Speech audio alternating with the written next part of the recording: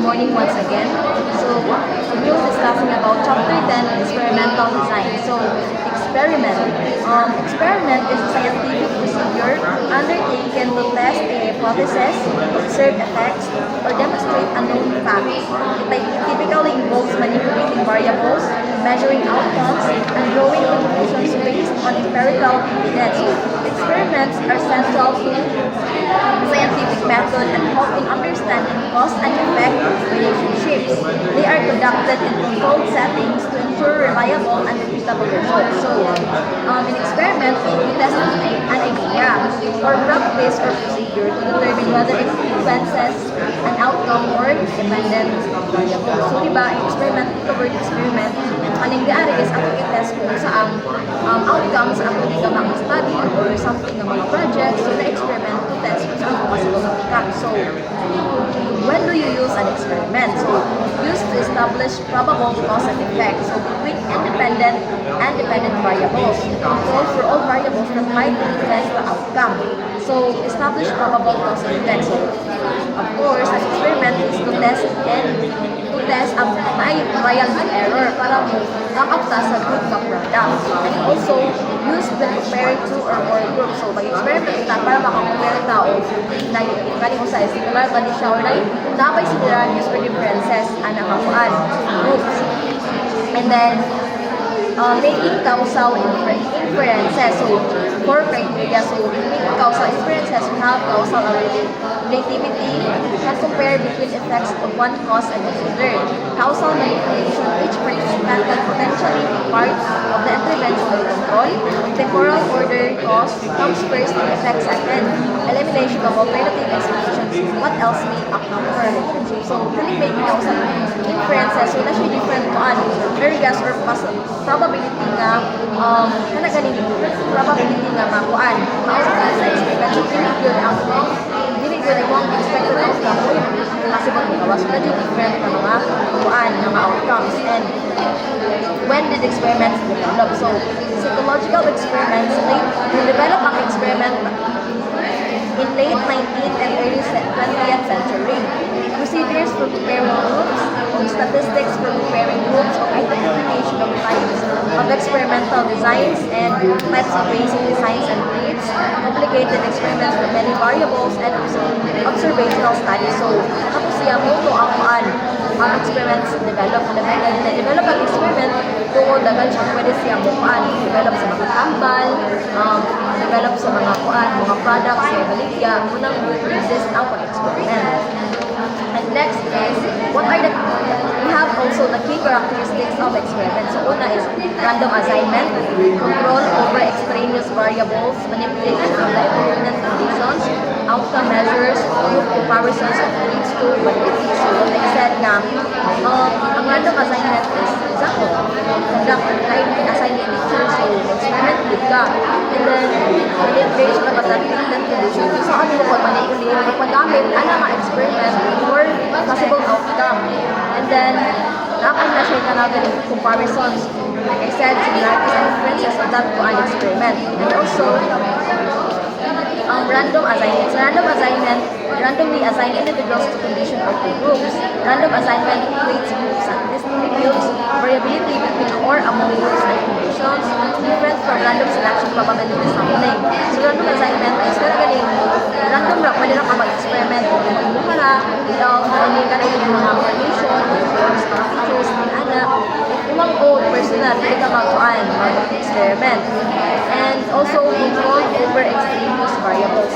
Diari sa kuan, it influences in participant selection, procedures, statistics, or the design likely to affect the outcome and provide an alternative explanation of results in what was expected. So, diari is, mag-select ang participant, yung procedures, or yung methodologies na mga progress sa yung experiment, and emotionally ask kung sa ilang outcome, different outcome of that on different participants. Diba? Kailangan yung mga pagkuhan experiment sa and then, the aripod, the aripod, dili mo exist ang pre-test o post-test.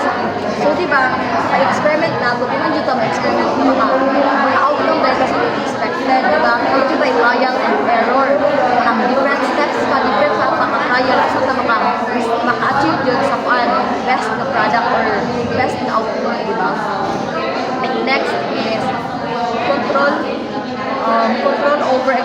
variables overrides. So kaning overrides ay variables that the researcher chose for using statistics relate to the dependent variable but not the independent variable. So kaning overrides is it's more on pinagaling it's more na siya nga if ay mong outcome ba or imong experiment is more na siya ma-align with dependent ang outcome mo or independent variable ba ang imong experiment hiluan so ang magawas or hiluan and removes the variance between a override and an independent variable to assess the variance between the independent and the independent variable. So that's all for the part. Figure 10.4 treatment comparisons in your experiment. For example, statistical comparison. Test 1 plus A 0.3 plus B 10.3 plus C 10.9 and the value is 0.17. Test 2 plus B 10.7 plus B 10.6 plus C 13.9. The value is 4.19. In test 3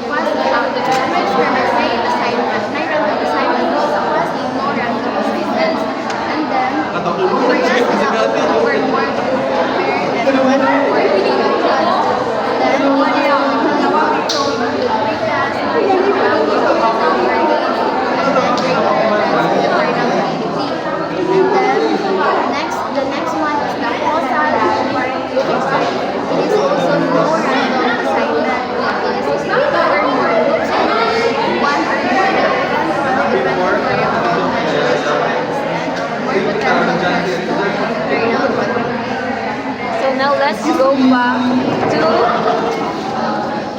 the key characteristics of experiments. So one of these is control over extraneous variables, which is the matching of participants. So matching of participants, this refers to identifying one or more personal characteristics that influence the outcome. So once you are conducting experiments, you must also match up the key characteristics or traits sa inyong participants, and i-match din mo na siya sa possible outcome sa inyong study.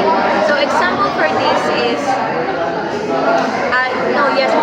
then assigning individuals with that characteristics equally to the experiment and control group. So you are disseminating this, or you are kanang i-group ang imuhang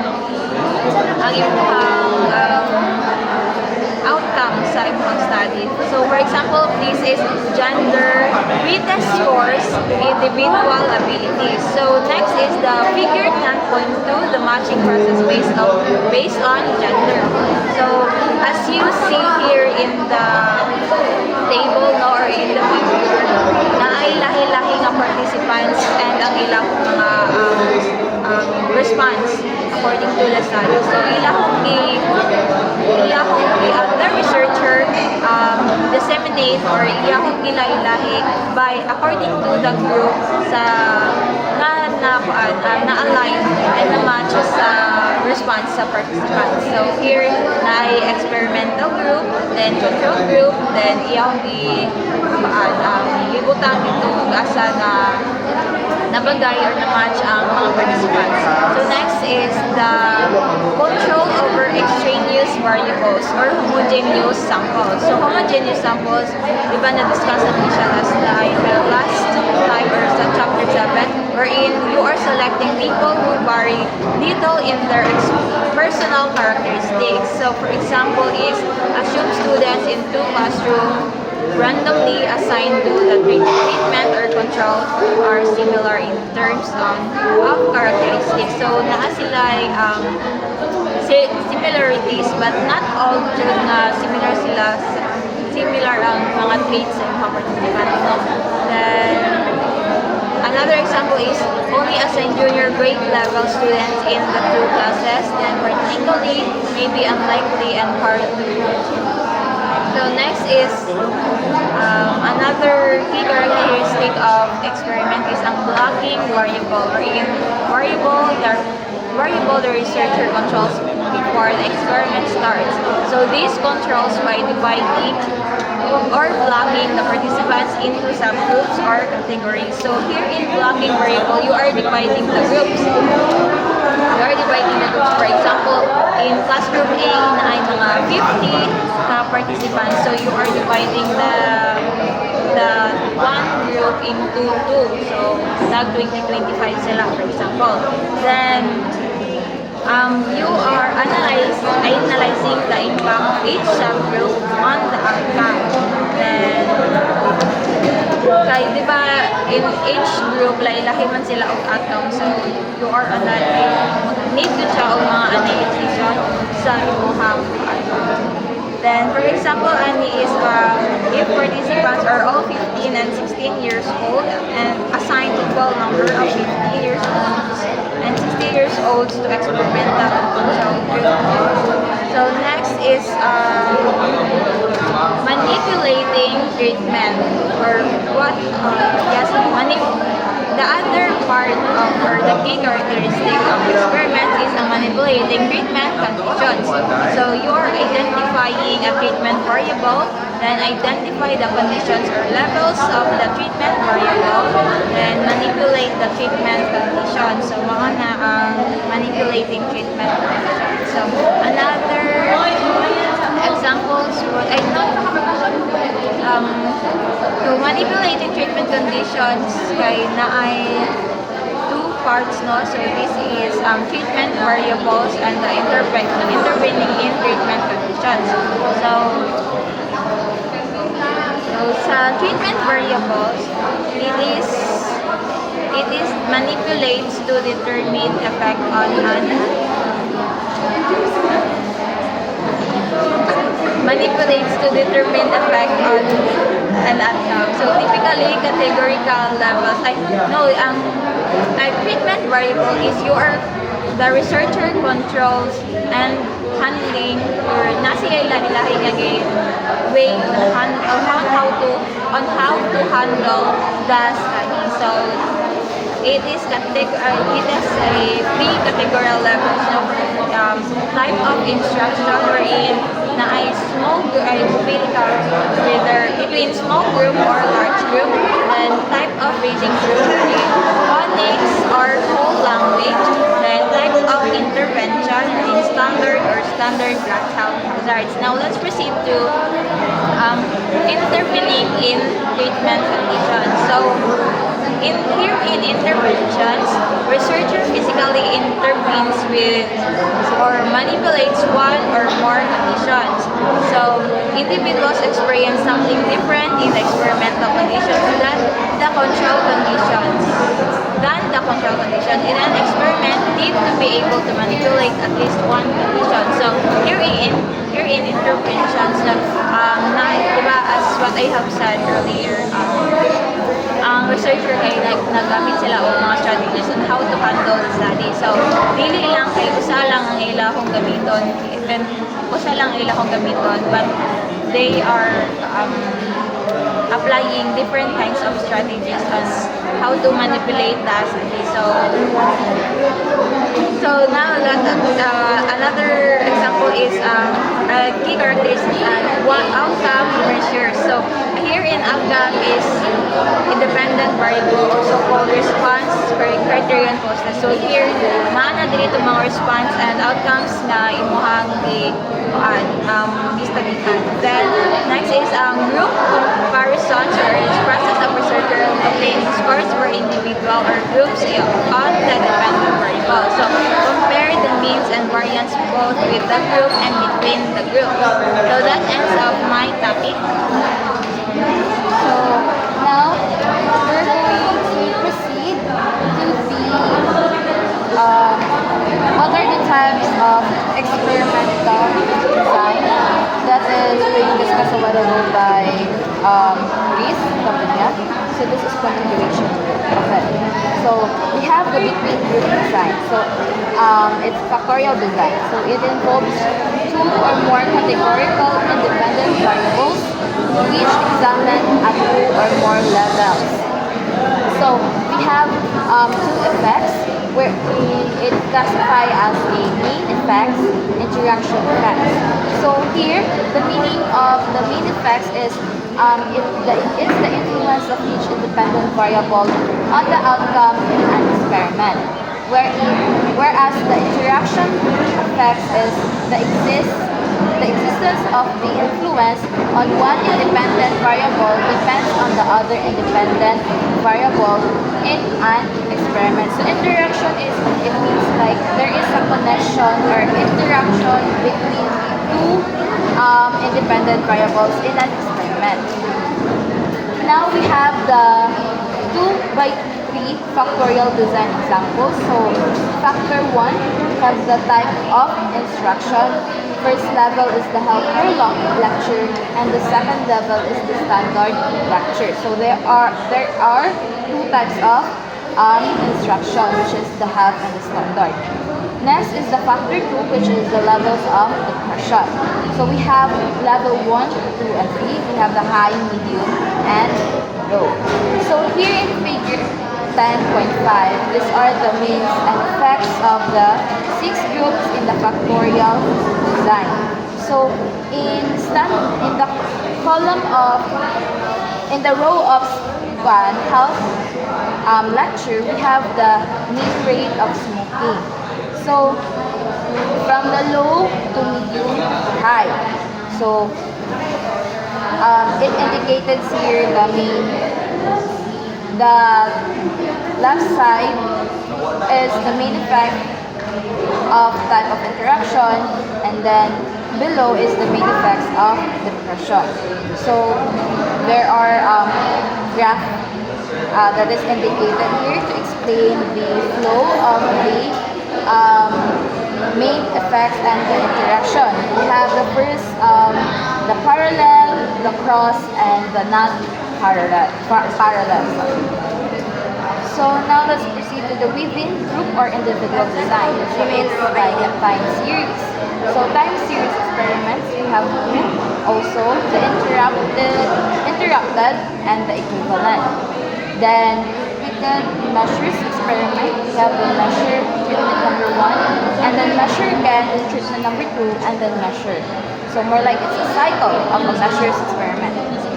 So here, let's jump into the individual designs of repeated measures. So we have no random assignments. So as what Camille said a while ago regarding random assignments, you can conduct it if you are going to have an individual, or you want to have a by group, or other organization that you want to participate in your study, or to your to your study and to your research. Then we have the single group design, 2 or more interventions. So interventions is more like a solution, or like to intervene a specific problem. To have options. So next is dependent variable measured after each intervention. So we have if we're going to have an intervention, 2 or more interventions, then you should also apply, you should also measure it to the dependent variable. And we have typical control include covariates, most threats to internal validity minimized. And then we have the single subject design used within a planned intervention, inter-participant research, and we have also the notation. We have A, B, C, and tertiary.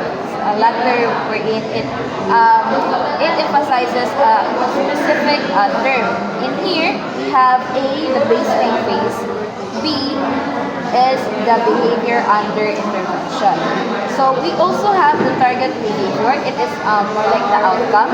The analysis and also we have the analysis focuses on whether behavior changed from target to intervention. So we need also to analyze that if there is a change to the behavior of our participants, or our target from our target participants in their behaviors after they apply the intervention. So we have the data collection sheets. We have 3 situational information, performance, and the summary of the behavior.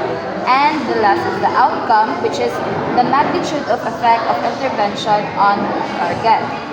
So now let's proceed to the last one, which is the continuation, also the single subject design. We have the EB designs wherein it observes and measures behavior during a trial period. So the A is,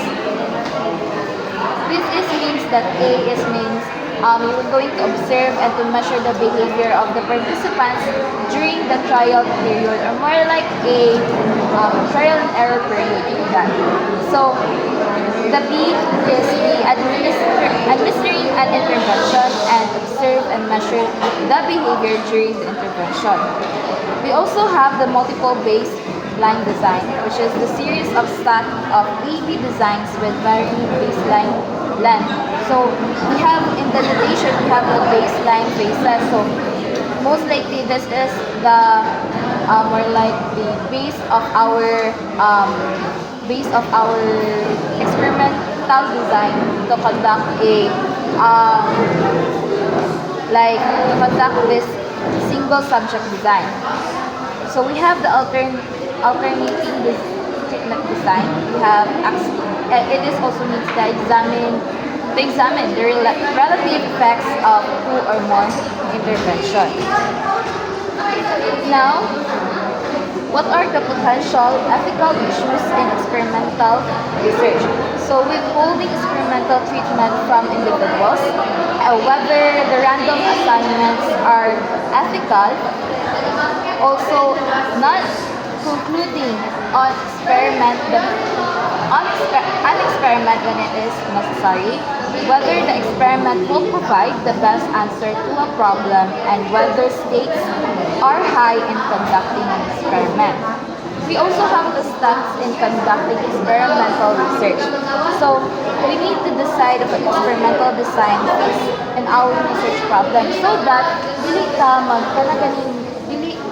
dili siya magka-error when it comes nga mag-statistical sa atong statistical. Then next is to form hypothesis to test the cause and effect. Since our research is have a gaps, so basically we need to have the hypothesis that would be the basis of the correlation between to our cause and effect, or between our null hypothesis and alternative hypothesis. Next is to select experimental unit and identify study participants. The fourth one is select an experimental treatment and introduce it. 5 is to choose a type of experimental design. So you can choose between the single subject design, the time series, the repeated measures, and the factorial design. So now, to the sixth one, conduct the experiment, organize and analyze the data, and the last one is to develop an experimental research paper. That's it.